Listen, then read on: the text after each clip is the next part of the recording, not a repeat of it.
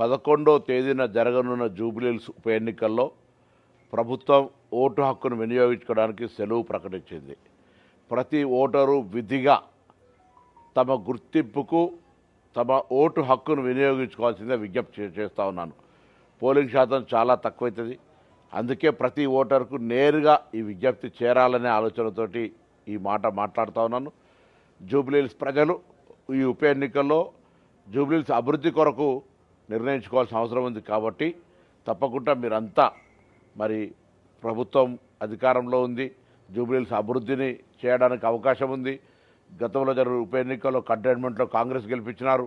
అభ్యర్థి స్థానికుడు, యువకుడు, విద్యావంతుడు. కాబట్టి ఇన్ని కోణాల దృష్ట్యా కాంగ్రెస్ పార్టీ అభ్యర్థి నవీన్ యాదవ్ని గెలిపించడానికి 11వ తేదీ నాడు తప్పకుండా పోలింగ్ బూత్కి వచ్చి తమరి అమూల్యమైన ఓటు వేయాల్సిందే విజ్ఞప్తి చేస్తా ఉన్నాను.